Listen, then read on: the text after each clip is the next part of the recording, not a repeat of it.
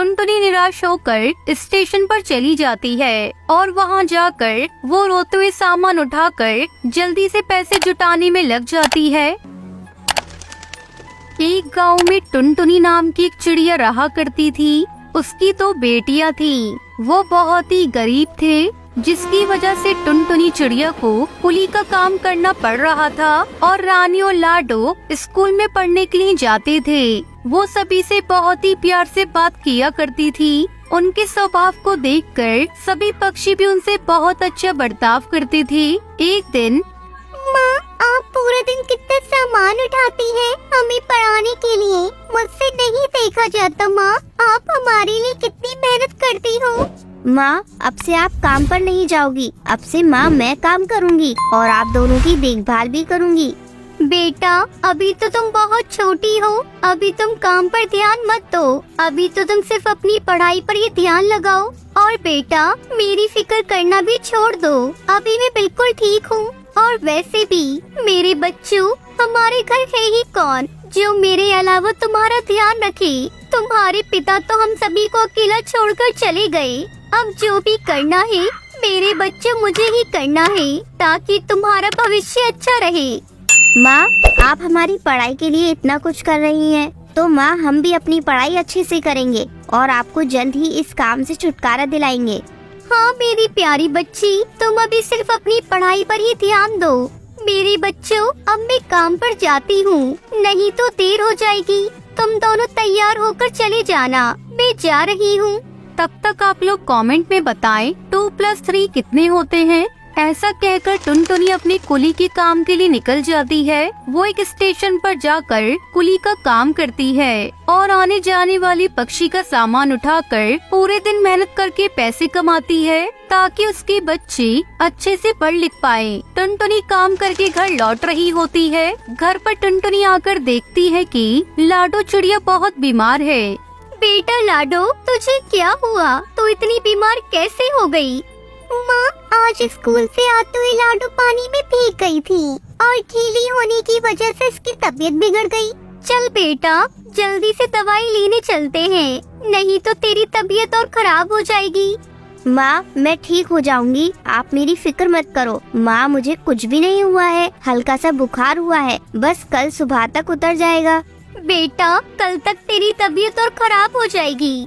माँ, मुझे कुछ भी नहीं होगा, आप फिक्र मत कीजिए। इतनी छोटी सी बात के लिए दवाई नहीं लेनी चाहिए माँ।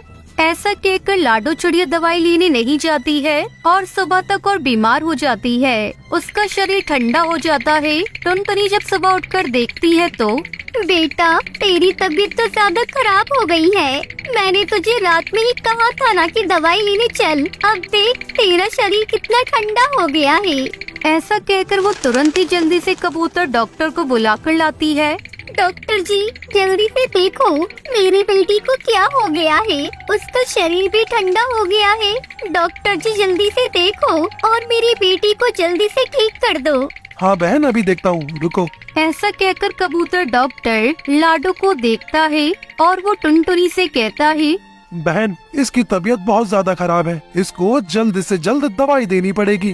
तो डॉक्टर जी, जल्दी से दवाई दो ना, आप ज्यादा देर मत करो। बहन, वो दवाई मेरे पास तो नहीं है, आपको दवाई बाहर से लानी पड़ेगी। दवाई भी काफी महंगी है। कोई बात नहीं डॉक्टर जी, आप मुझे वो दवाई लेकर दे दो, मैं वो दवाई लेकर आ जाऊंगी। ऐसा कहकर वो टुनटुनी को एक पर्ची में दवाई का नाम लिखकर दे देता है और टुनटुनी वो दवाई लेने के लिए तुरंत ही चली जाती है। जब दुकान पर जाकर दवाई लेती है तो वो बहुत ज्यादा महंगी होती है। टुनटुनी के पास उतने पैसे भी नहीं होते कि वो अपनी बेटी के लिए दवाई ले सके, इसलिए दुकान वाला भी उसे बिना दवाई दिए ही वहाँ से भगा देता है। टुनटुनी निराश होकर घर चली जाती है और अपने आस पड़ोस के सभी पक्षियों के पास जाती है और उनसे मदद मांगती है। बहन, मेरी मदद करो, मेरे बच्चे की तबीयत बहुत ज्यादा खराब है, मुझे कुछ पैसे उधार दे दो, मैं आपको जल्दी ही दे दूंगी। अच्छा, तू मुझे पैसे कहाँ से देगी? पूरे दिन में तू मेहनत करके अपनी बेटी की दवाई नहीं ला पा रही है और मेरे पैसे देने की बात करती है। जा, मेरे पास तुझे देने के लिए एक फूटी कौड़ी नहीं है, और अगर पैसे होते भी तो मैं तुझे कभी नहीं देती। बहन, ऐसा मत करो, मेरी बच्ची की तबीयत बहुत ज्यादा खराब है। अगर आप मेरी मदद नहीं करेंगे तो भला मैं किसके पास जाऊंगी? कहीं भी जा, पर मेरे पास किसी भी मदद की आस मत रख और यहाँ से चली जा।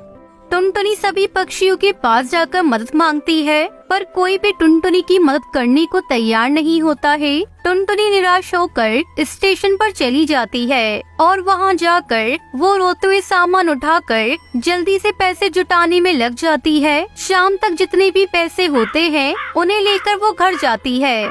बेटी लाडो, तुम जल्दी से ठीक हो जाओगी, चिंता मत कर। माँ मुझे माफ कर देना, मैं जल्द ही ठीक हो जाऊंगी। बिना दवाई लिए आपके पैसे बच जाएंगे। पर माँ अब तुम्हें और भी ज्यादा काम करना पड़ रहा है। काश मैं आपकी बात मान लेती तो ऐसा नतीजा नहीं देखना पड़ता।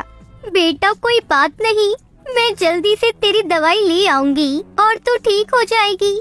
ऐसा कहकर टुनटुनी अगले दिन फिर से सुबह होते ही जल्दी से स्टेशन पर चली जाती है और वहां जाकर जल्दी से आने जाने वाले पक्षियों का सामान उठाकर जल्द से जल्द पैसे इकट्ठा करने लगती है। थोड़ी देर बाद टुनटुनी एक जगह पर बैठकर पैसे गिनने लगती है कि तभी एक चिड़िया टुनटुनी के पास आती है। मेरी बेटी की तबीयत बहुत ज्यादा खराब हो गई है और डॉक्टर ने जो दवाई लिखी है वो बहुत ज्यादा महंगी है। इस वजह से मुझे वो दवाई लेने में बहुत सारे पैसे चाहिए। जितने मेरे पास हैं उनमें वो दवाई नहीं आ सकती है। इस कारण मुझे जल्द से जल्द दवाई के लिए पैसे इकट्ठा करने पड़ेंगे। मैंने अपने आस पड़ोस से भी मदद मांगी और किसी ने भी मेरी मदद नहीं की। ये तो बहुत ही बुरी बात है। उन्हें तो ऐसे में आपकी मदद करनी चाहिए बहन। अब तुम फिक्र मत करो, तुम्हारा बच्चा जल्दी ठीक हो जाएगा। ये लो पैसे और जाकर जल्दी से दवाई ले आओ। पर बहन, आप तो मुझे जानते भी नहीं हो, फिर आप मुझे पैसे कैसे दे रही हो? किसने कहा बहन? मैं तुम्हें नहीं जानती हूँ। तुम जब से इस स्टेशन पे काम कर रही हो मैं तब से तुम्हें जानती हूँ और मेरी भी यही दुकान है। मैं हमेशा तुम्हारी इस बहादुरी से और मेहनत से बहुत प्रसन्न रहती हूँ। तुम इतनी मेहनत से अपने बच्चों को पढ़ा लिखा रही हो। अब देर मत करो बहन, जल्दी से जल्दी जाओ, दवाई ले आओ। ऐसा कहकर टुनटुनी जल्दी से वो दवाई लाकर लाडो चिड़िया को खिला देती है। लाडो चिड़िया कुछ ही दिनों में ठीक हो जाती है। टुनटुनी कुछ दिन बाद टूनी चिड़िया के पैसे वापस कर देती है और टूनी चिड़िया का बहुत बहुत धन्यवाद करती है और वो अपने बच्चों को समझाती है कि पैसे के बिना कोई भी किसी की मदद नहीं करता है, तो पढ़ लिख कर बहुत बड़ा बनना है और सभी की मदद करना, जैसे टूनी चिड़िया ने की है।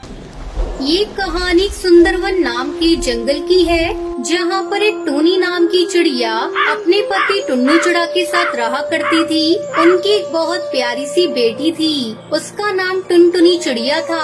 एक दिन टूनी चिड़िया की सौतेली बहन सुंदरी कौवी टूनी से मिलने के लिए आती है। कैसी हो टूनी दीदी? कितने साल बाद तुमको देखा है। तुम तो जैसे मुझे भूल ही गई हो। अरे नहीं नहीं, तुझे कैसे भूल सकती हूँ। बेशक तू सौतेली बहन है, लेकिन मैंने तुझे हमेशा अपनी सगी बहन से भी ज्यादा प्यार किया है।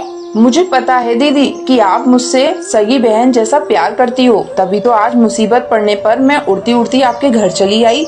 मुसीबत? कैसी छोटी? पूरी बात बता, मेरा तो दिल बैठा जा रहा है। क्या बताऊं दीदी, मुझ पर तो बहुत बड़ी मुसीबत आ गई है। मेरा जो घोंसला था उसके ऊपर एक कौवे ने कब्जा कर लिया है। अब मेरे पास रहने के लिए कोई घर नहीं है और बारिश का मौसम भी आने वाला है, इसलिए मैं सर छुपाने के लिए आपके घोंसले में चली आई।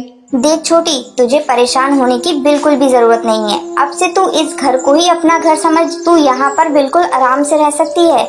टूनी चिड़िया स्वभाव से बहुत ही सीधी सादी थी, इसलिए वो सुंदरी के झूठे आंसू और उसकी चालाकी को समझ नहीं पाती है। कुछ ही दिनों के बाद टुन्नू जी, मैं देख रही हूँ कि आजकल आपका बाहर काम में मन नहीं लगता है। आप बस घर पर रुकने के बहाने ढूंढा करते हैं। अगर ऐसे ही चलता रहा तो घर का खर्च कैसे चलेगा? हमारी बेटी की स्कूल फीस और बाकी के खर्चों का क्या होगा?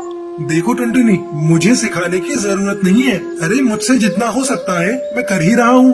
क्या बात है, आजकल आप बहुत उखड़े उखड़े रहते हो। कोई भी बात हो तो उल्टा जवाब देते हो। अगर कोई बात है तो आप मुझसे साफ साफ कहिए। अब तो ये लड़ाई उनकी रोज जैसी हो गई थी। टुन्नू और टूनी चिड़िया के रिश्ते में दरार सी आने लगी थी। ना जाने क्यों टुन्नू अब टूनी चिड़िया से उखड़ा सा रहता था। एक दिन टूनी चिड़िया नदी से पानी भरकर ला रही होती है, तभी उसे पेड़ के पीछे से टुन्नू के हंसने की आवाजें सुनाई पड़ती हैं। ये तो टुन्नू जी की आवाज है, लेकिन वो तो सुबह सुबह बोल कर गए थे कि आज कुछ काम है, जंगल के बाहर जाना है, तो लौटने में देरी हो जाएगी। आखिर माजरा क्या है, देखना ही पड़ेगा।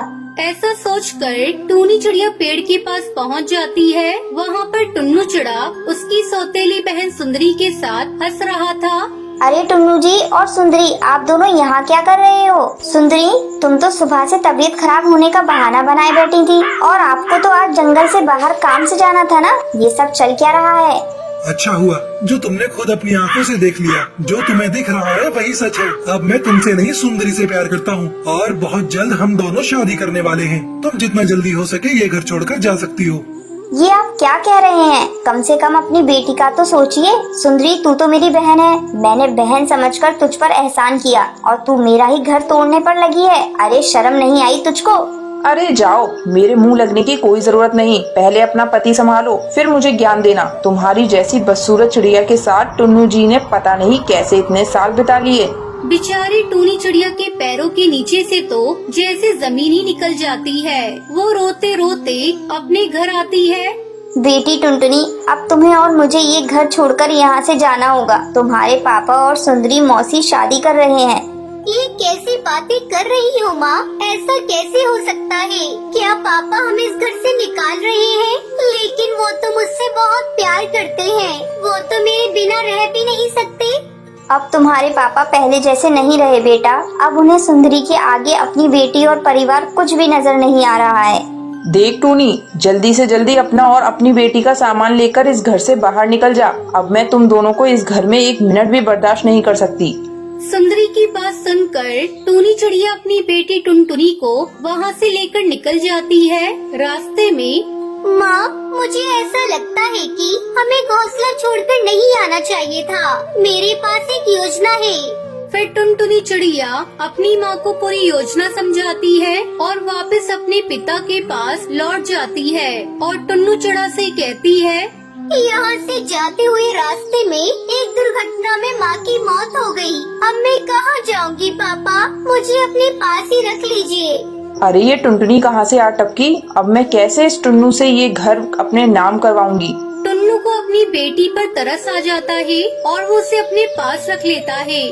अगर मैं इसकी बेटी के साथ अच्छा व्यवहार करूं, तो हो सकता है ये मेरे झांसे में आ जाए और ये मकान जल्दी ही मेरे नाम कर दे। हाँ बेटा, तू तो मेरी बेटी जैसी है, तू आराम से यहाँ रह सकती है। जल्दी मैं तेरा एक बड़े से स्कूल में दाखिला करा दूंगी। मैं तेरी उस कंजूस माँ की तरह नहीं हूँ। 2-4 दिन के बाद ही सुंदरी कुछ कागज लाकर टुन्नू चिड़ा को दिखाती है। सुनिए, मैं टुनटुनी का दाखिला शहर के बड़े स्कूल में करा रही हूँ। आप बस इन कागजों पर दस्तखत कर दीजिए, बाकी मैं देख लूंगी। टुन्नू चिड़ा झटपट कागजों पर दस्तखत कर देता है। अगले दिन सवेरे ही सुंदरी सारा सामान समेट कर भाग रही होती है। तभी सामने से टूनी चिड़िया और टुनटुनी चिड़िया उसे पकड़ लेती है।